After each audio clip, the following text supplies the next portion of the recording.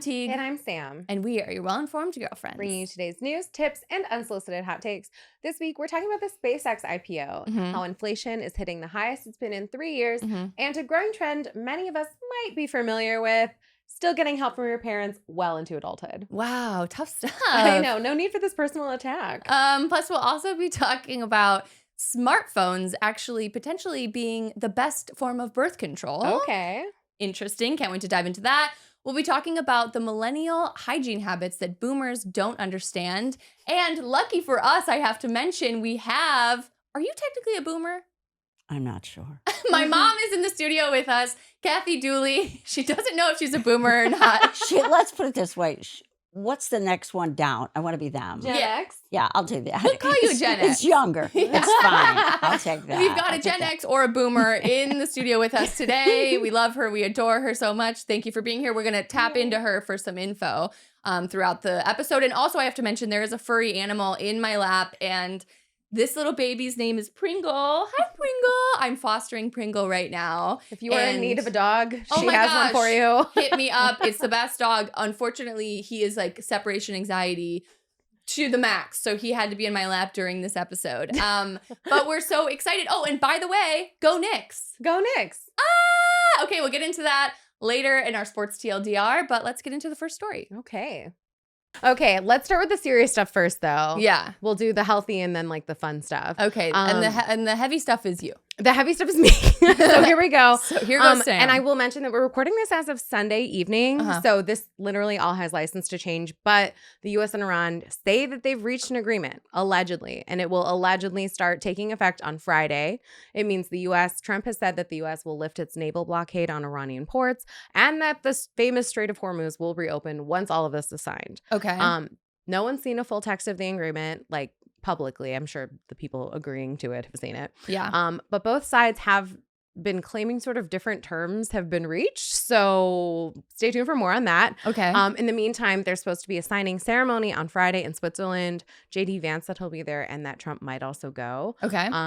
Basically, this memorandum of understanding is supposed to kick off 60 days of more negotiation on ending the war. Okay. And oil prices are down after news of the agreement. So that's good news at the pump. Wow, great. Okay. I know, yeah, a lot to take in there, but that's the latest. And as I've said before, honestly, they've been close to a deal forever. Yeah. So TBD on I feel like what we've heard will this become before. of this, but it feels more real this time for what it's worth. Great. Okay, Love it. yeah, love to see it. SpaceX IPO. Next thing. Okay, I should mention, by the way, that for years, the only people who could invest in SpaceX were like billionaires and insiders. Now with this new IPO, initial public offering, everyone can, but should they? Is it a good investment to begin with? Anyways, so after years of staying private, Elon Musk's famous company, it went public this week. I think it was $75 billion. Basically, so now the company is valued at $1.8 trillion, which is like the most valuable company in the world. And Reuters is reporting that most of this excitement is because SpaceX actually provides Starlink, which is like a Wi-Fi service to people in remote areas via satellite. And that's actually the money-making arm and part of the company. But the catch is that like SpaceX isn't really a normal company in the sense that its valuation shows that it's like really ambitious, and that while the Starlink part of the company is really profitable, other parts of the business are still like losing monies. And I should mention too that like they're not just about the internet. They're trying to send people to the moon and to Mars and to colonize Mars. And so there's that. And so basically it's unclear what this will mean long-term for investors. But in the meantime, anyone who had a stake in SpaceX is a multimillionaire. Yeah, well, it's really interesting. I mean, I think that some of the stories that are coming out of this are really interesting. Like the guys who started like working as, engineers like 10 years ago are now like able to retire, which is like really sick and cool for a lot of them, because a lot of them were just like had normal engineering backgrounds or whatever it was. So those stories I think are really interesting. I think there's a few different things about this. Like, first of all, Elon Musk being the first trillionaire in the world is crazy. Yeah. And, you got to mention like the reason he's a trillionaire and the reason SpaceX and Tesla and everything has done so well is a lot of government contracts. So like it's been a lot on the backs of Americans as well. Like we've in de facto kind of been investing in Elon and his companies for so long. And I also want to say what's interesting about this too is like, maybe you don't want to be invested in SpaceX or you don't want to be invested in Elon's companies, but now because it will be, publicly traded, it will be a part of probably the S&P 500. It is going to be a part of obviously the S&P 500. So if you're in ETFs that track the S&P 500, but a lot of different market Even segments. just like your 401k is probably almost certainly going to be invested in this. So Exactly. you're de facto going to be invested in Elon Musk. So I think that's interesting. Look, I think it's cool that Elon is like so ambitious and like, but again, it's like all these things about going to Mars and going to space and like in our lifetime, it seems far-fetched, but also like self-driving cars felt far-fetched 20 years ago. So I don't know. I mean, look, hey, let's go to the moon, but we'll see what happens, I guess. So true. You know what? I was just thinking about this the other day when our teachers were like, you won't always have a calculator with you whenever we had to learn like multiplication tables. Yeah. And now I'm like, oh no, we literally always have a calculator. That was an absurd claim. Mm-hmm. They were betting and they bet wrong, I guess. Right, exactly. So funny. So funny. Okay. So our next story is about inflation. So inflation is actually the highest it's been in 3 years, according to new government data out Wednesday. Okay. And consumer price index hit 4.2% in May, which is up 3.8% in April. Mm-hmm. Prices have soared on like a lot of things that we're buying every day, especially, coffee, God forbid. Yeah. And while the war in Iran, of course, has fueled a lot of the run up on these everyday items, the tariffs and actually drought conditions have also been playing a role in that. Mm-hmm. So the soaring fuel prices have specifically pushed up the price of transporting fresh produce and beef. So that's why you would probably see that beef is like at some of the highest prices it's been in like years. And those specifically vegetables and like beef have to be shipped in refrigerated trucks, which are less fuel efficient. Fun fact. And so other bad news is that summer travel, famously fuel for the planes, is costing a lot more. So summer travel flights are up 27%. That's interesting. And you know what? That's a perfect segue. I'm actually going to skip ahead to a story that I put into the rundown today about how flight prices and flight predictions, we can no longer trust these flight pricing models. Oh, okay. Which Why I think is really interesting. So if you've ever waited to book a flight because Google Flights or Hopper told you prices might drop, this story is for you. And that is also for me because I am that person. I will track a flight and I'll be like, when is it going to be cheaper? According to a new article in The Atlantic, airfare prediction tools are struggling in today's travel environment because so many unexpected events are affecting these airline prices and they can't figure it out, right?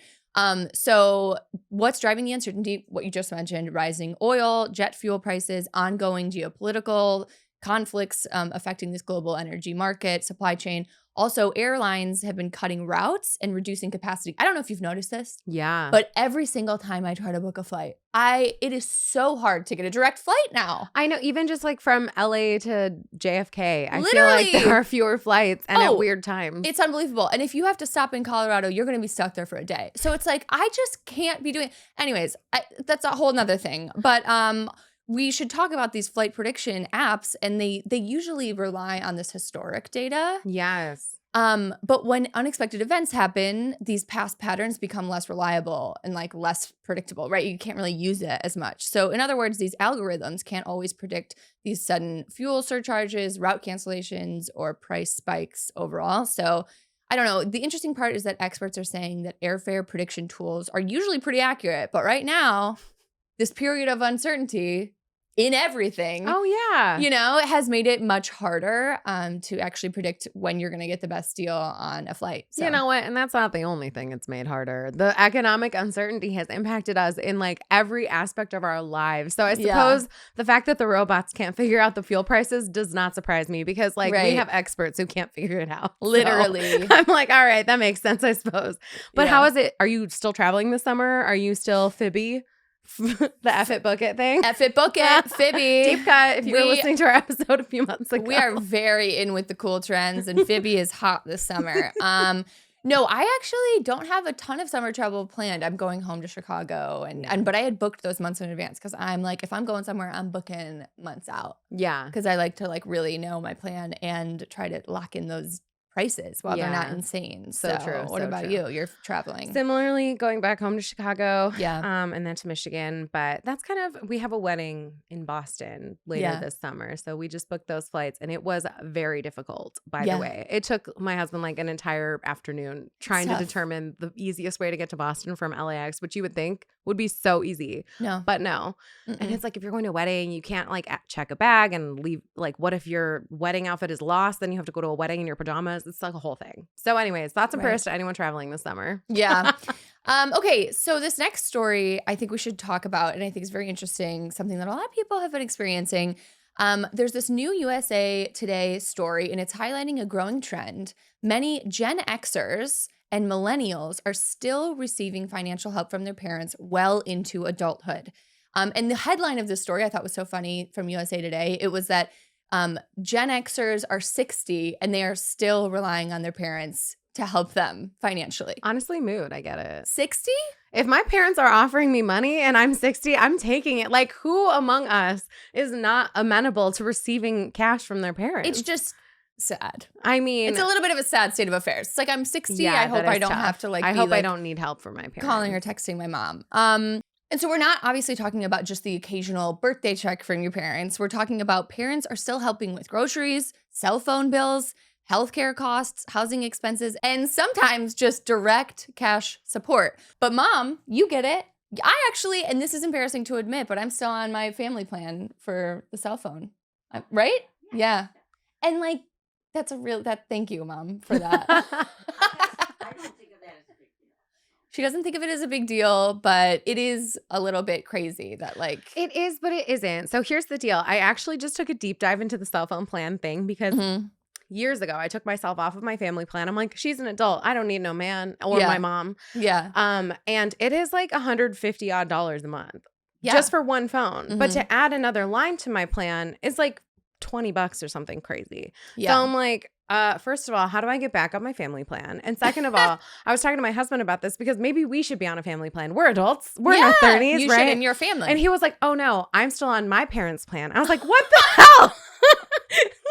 This man That's is nearly hilarious. 40 years old. He's still on his parents' plan. And I was like, okay, should we maybe just have our own family plan? Like we're nearly adults. He goes, oh no, it's technically my plan.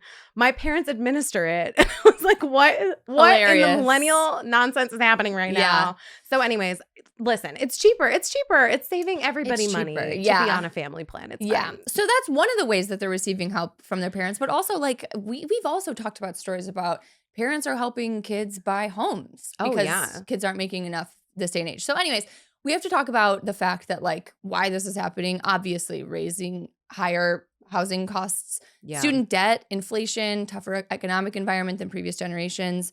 And at the same time, families are becoming more financially interconnected, right? Like parents are Sure. helping their adult children worry that they will eventually need to help their aging parents. Now that's a concern I feel like a lot of people have because it's like, oh my God, if I'm still getting help from my parents, how am I going to eventually be the one who is helping? And I always thought when I was younger, it's like, oh, once I turn a certain age, like I'll be able to help my parents a ton. And I can pay for meals and stuff, but I'm not like sending money home for my parents. Absolutely not. So, I mean, that would be amazing if I could, but it's just like, I don't feel like, especially maybe because we're in a big city, it just feels harder to be able to do that or put that in your budget. Oh, yeah. No, absolutely not. Yeah. Also, my parents, my dad lives in California, but my mom lives in the suburbs of Chicago. I'm like, it's cheaper there. She's fine.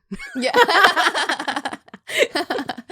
And here's the thing. I do feel like it is great and I feel very lucky to like have that type of support, but it's just like, it's crazy that we have to do this, especially the headline about Gen Xers still relying on financial help from their parents. Yeah, It's like to 60 be years old. 60 years old and still needing your parents' help. That's tough. But Yeah. But I guess that's just kind of what it is. I mean, the story really talks about how these families are like just interconnected more financially than we've ever been, So- Yeah. And I mean, listen, I guess like it's good that we're all looking out for each other still. I think people are Yeah. having fewer kids and like we're still pretty close with our nucleus, like our family nucleus. So I guess like it's good and bad, right? Like it's Yeah. good that you have a good relationship with your parents. It's maybe not great that you still need their help in your 50s and 60s, but But hey, who am I to judge? yeah. Hey, we parents, can't. if you're listening, I will accept your money. Thank Yeah. you.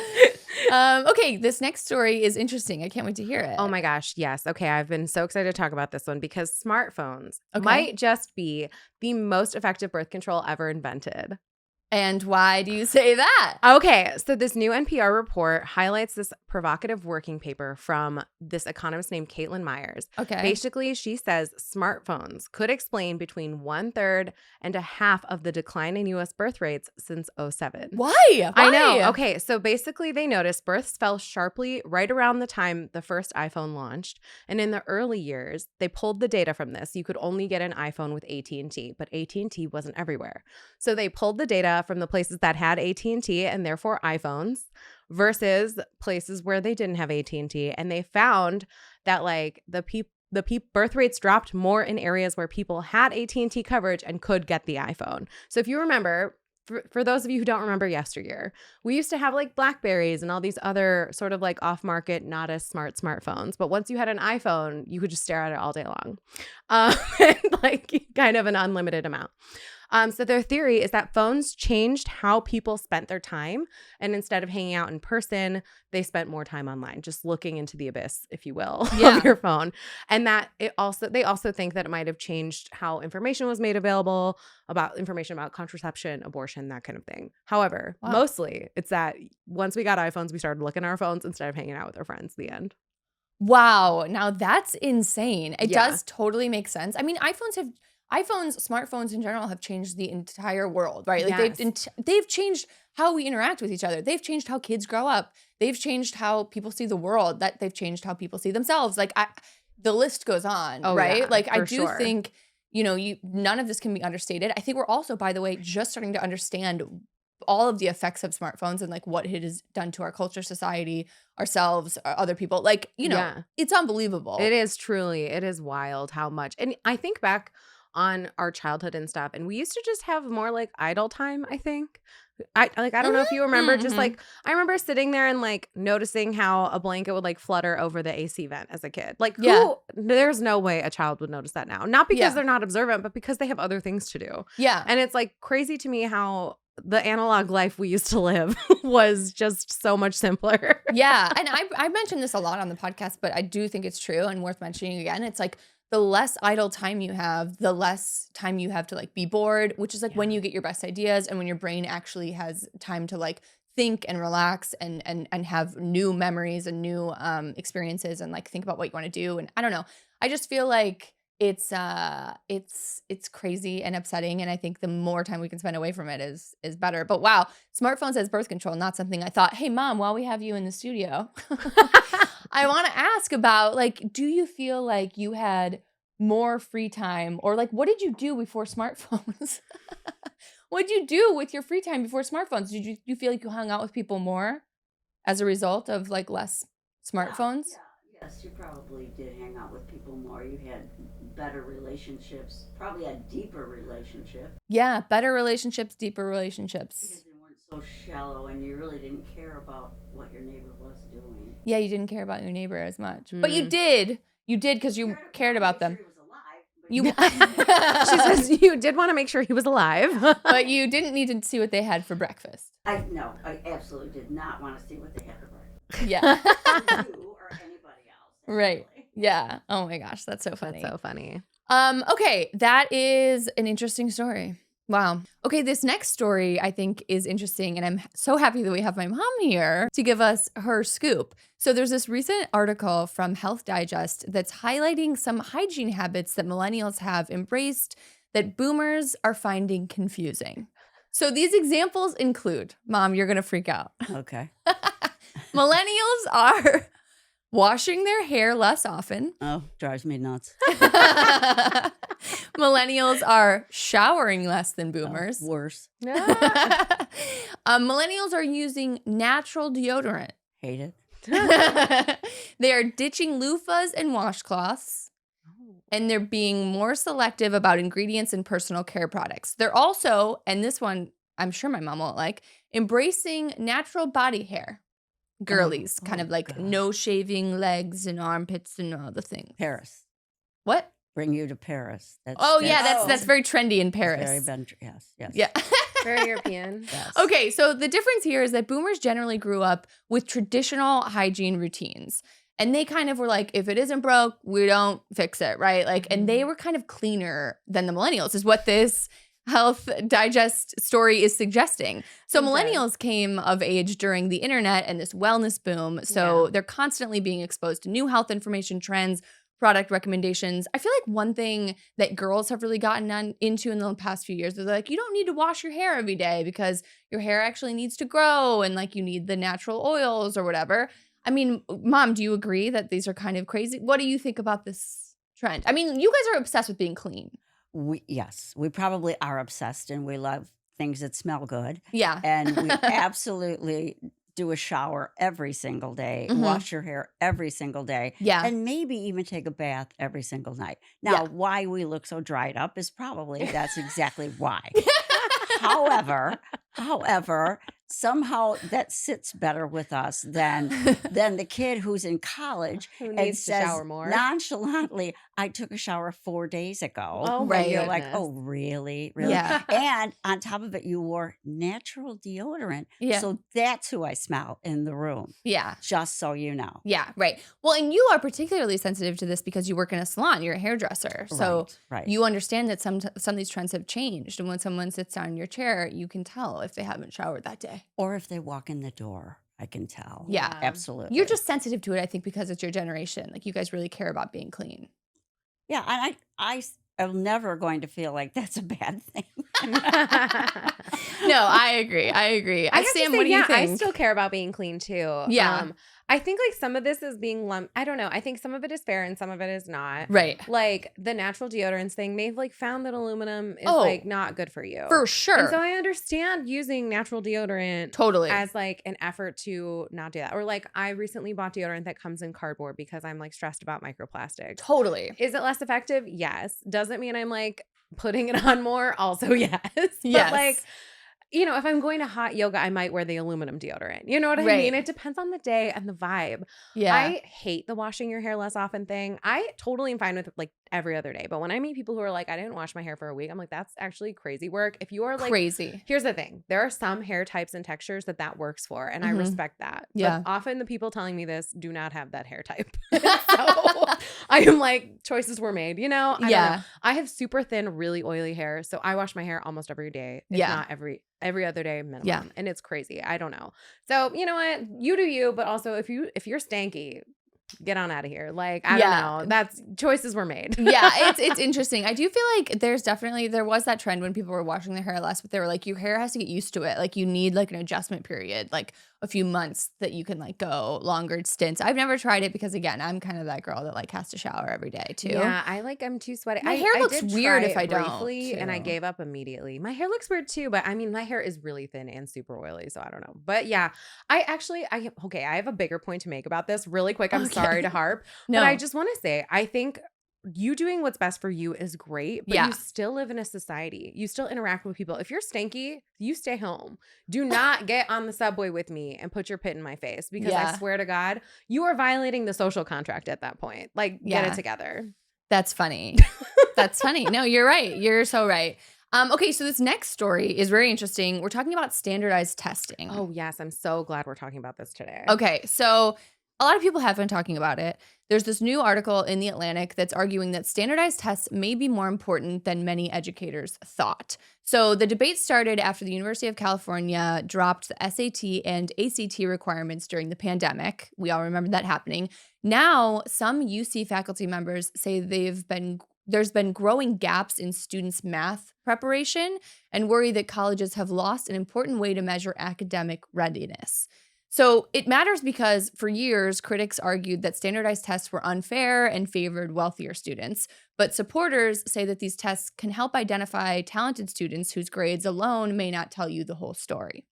So the bigger issue really is that, it isn't really just a debate about the SAT or the ACTs. It's a debate about whether schools are accurately measuring what students know, especially in math. Yeah. And then if they get to school, in a higher education, are they ready for that, right? Right. Like if you don't know how to factor and then you start in calculus, how are you going to pass? There's no way. It's not for lack of trying, but if you're just genuinely not prepared for college, then there's just huge gaps. Right. I mean, and honestly, also, like, by the way, like, this is not even factoring in the idea and the topic of AI. Like, think about now kids are like leaning on AI so heavily in essays and writing prompts and stuff like that. It's like, yeah, if you get to a class, I guess if you're still using AI, it doesn't matter. But it's like there are some serious learning gaps that I'm sure are happening every day in the education system. It's hard to keep up. It's hard to keep, these kids learning at the same level. Oh, for sure. And right? I have to admit that I actually only took the ACT, so I don't. Me too. Is there a written part of the SAT too, like an essay?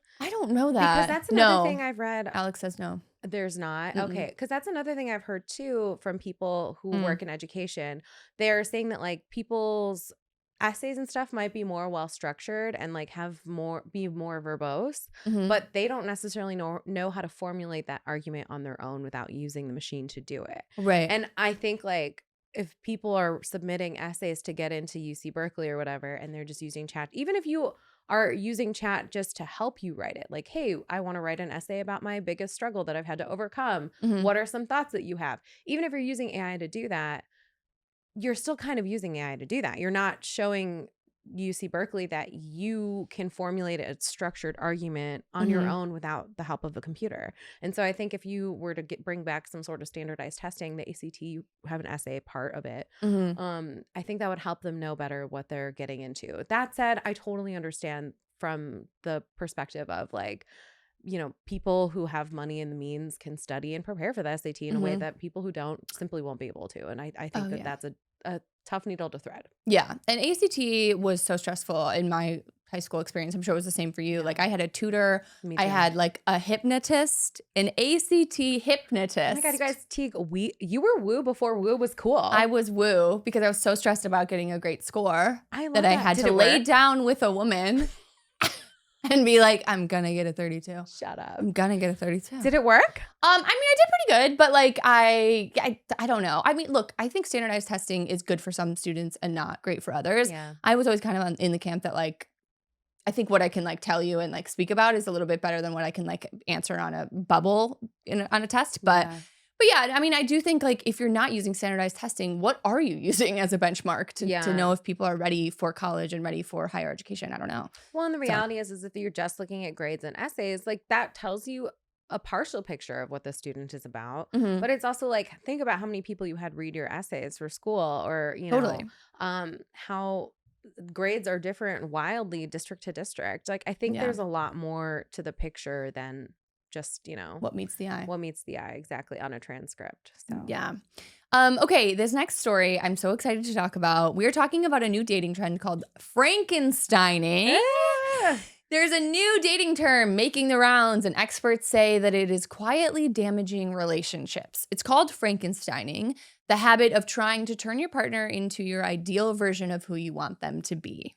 Sam, I'm not looking at you, but I'm looking at you.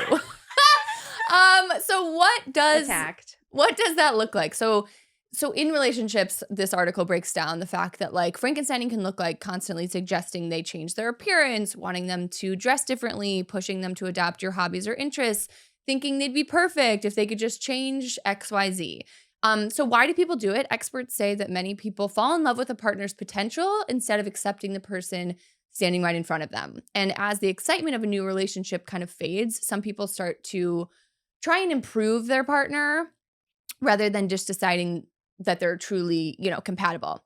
So the problem is what starts as an encouragement can kind of slowly become control. And when people feel this is not me looking to you, this is just me stating now we're things. Feeling it like that. No, I'm literally just reading the article. If you feel weird, it's because of you. No, it's because you said you were looking at me. I was a little bit at the beginning. Okay. We'll get there. I'm just saying that when this is the problem with it is obviously if someone feels like they're being edited, they start to feel rejected for who they really are, whatever. That's like the science behind it. So the takeaway is that, this is starting to happen in relationships. I mean, I feel like we've seen this for years. Yeah, but even like your mom said on the podcast a few weeks ago, it's like you can't change somebody really. We know that at the end of the day. So yeah, I mean, what do you think about this Frankensteining? Okay, so like the reason Tika's saying that, she's looking at me. Sorry. It's because, well, it's okay. So because I approach everything in life, like I want to be the best version of myself. Yeah. And so my husband also wants to be the best version of himself. And like, so that will come with it, with that territory comes him being like, oh, help me pick out better outfits or whatever. Oh, yeah. And if you saw like his clothes, you'd be like, yes, Sam, help him. Like, he would not be mad at me for saying that on the pod. He like totally agrees with that. Yeah. And so I think we're still in the healthy-ish camp. Like, I don't try and change who he is as a person, minus like maybe he could play fewer video games. But apart from that, I think most wives have like a complaint like that about their husband. Right. But it's like you want to grow and be the best version of yourself in a relationship. And the minute you stop being that best version of yourself is when you should start reevaluating. And so like I think for me and for him too, it's like we're both trying to be like individually the best versions of ourselves so we can show up in our relationship and be the best. I think there's a big difference. What I'm trying to say is like I think there's a big difference between trying to be supportive of someone and like also trying to control them. And like totally, you know, maybe I'm controlling when I'm like, please stop playing PS whatever it is, but PS5 or whatever.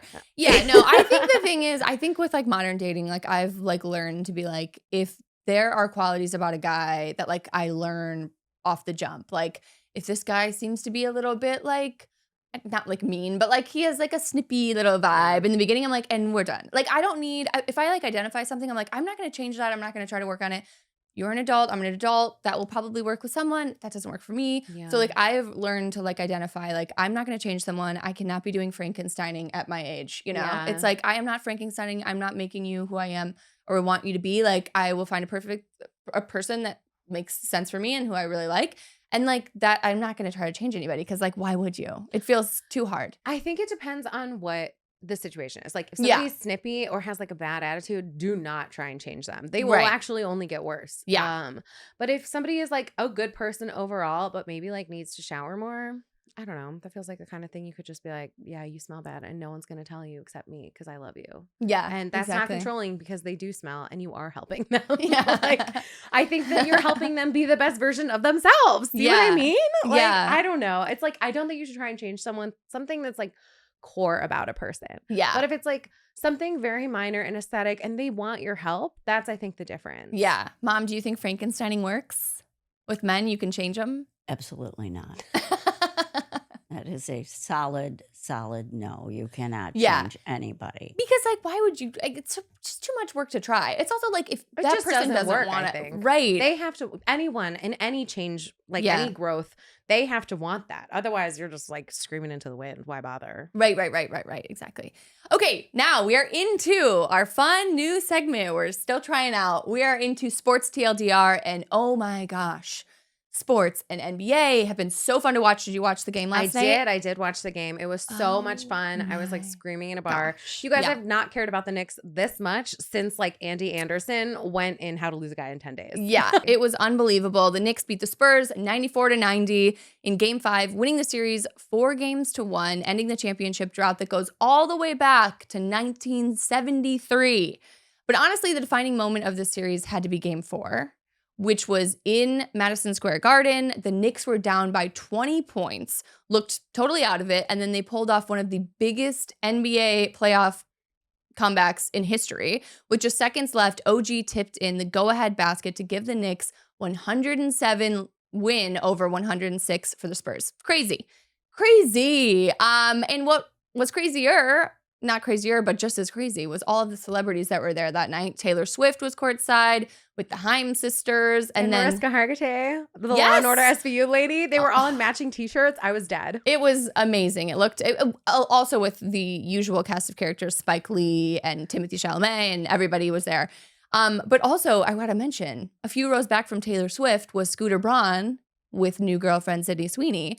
And was that awkward? Who knows? Probably. Yeah. Also, I have to say, I feel like the star of the whole show was Jalen Brunson. He was the finals MVP. One of the coolest stories is that his dad, Rick Brunson, is an assistant coach for the Knicks. So seeing them be able to win together. That's so sweet. He was interviewed right after the game, and he almost couldn't keep it together. He couldn't even respond. He was crying. It was so sweet. Another thing that was interesting and one of the emotional stories around all of it was Karl Anthony Towns. He talked a lot about his mom during these games, and he did lose his mom to COVID complications in 2020. And so he's spoken a lot about how that loss has really affected him. So this really meant a lot to him to win this and to kind of dedicate it to her. So I also have to mention Jordyn Woods has been making quite the stir on social media. She was wearing the same bright orange bag. Did you see this? No, I didn't. She was wearing this bright orange bag that she has from her own brand, actually, Woods by Jordan. And she wore the same one. And they were calling it the Knicks Lucky Bag because she carried it throughout the playoff run. Oh. And again, during the championship celebrations. Okay, so Jordyn Woods has a lucky purse that she designed. Yeah. Convenient. Wait, is this an industry plant? I'm just joking. No, but it's a cute bag, and it was there for all of the wins. Oh my gosh. Pretty funny. Good to know. Yeah. Well, and as we know, sports fans are very superstitious. Uh-huh. But over in soccer, the FIFA World Cup is also underway. It kicked off this past weekend. Mm-hmm. Well, this past week. Yeah. And the U.S. got off to a strong start over Paraguay. It was kind of not actually that exciting a game. They took the lead immediately and just honestly destroyed Paraguay. It was kind of a bummer for them. But yeah, it's other things that have been so fun. Host nation Mexico, they're one of the host nations. Obviously, the U.S. is also hosting. They kicked off with a crazy win, and the Koreans are in Mexico City this week, and they have been partying their behinds off. It's been hilarious to watch the TikToks.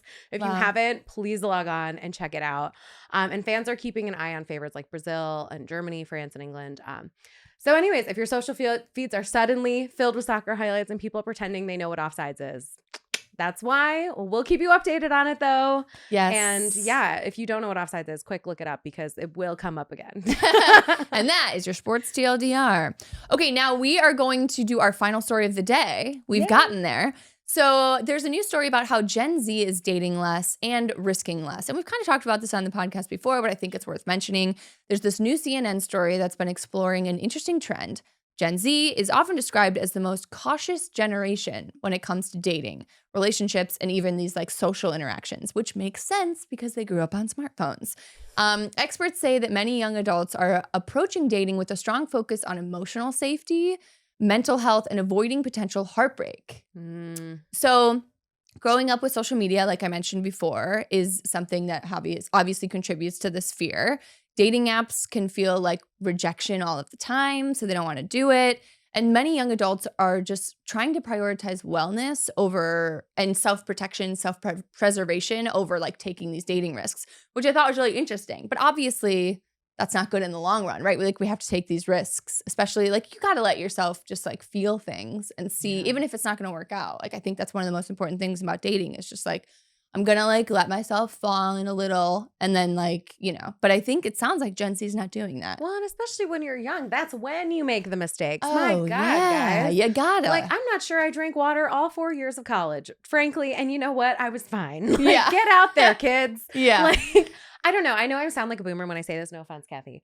But So, no offense taken. No, just kidding. But it's I think that's the time to make those mistakes, to put yourself out there because you have no history of knowing what could go wrong. Why not just give it a go, Yeah. And that's just me. I think, we all did dumb things in our 20s. And was it immortalized forever on the internet? Yes, but jokes on them. They allowed us to privatize those albums on Facebook. Incredible. So don't be afraid, guys. It'll be fine. Just don't run for public office and you'll be fine. Yeah, literally. Or who knows? Honestly, I feel like the next president's probably going to, actually 20 years, it's going to be a TikToker. Anymore? Yeah. No. Nothing matters. Just go for it. Just go for it. Phoebe. Thank you guys so much for being here. We'll talk to you guys next week. All right. Bye. Bye.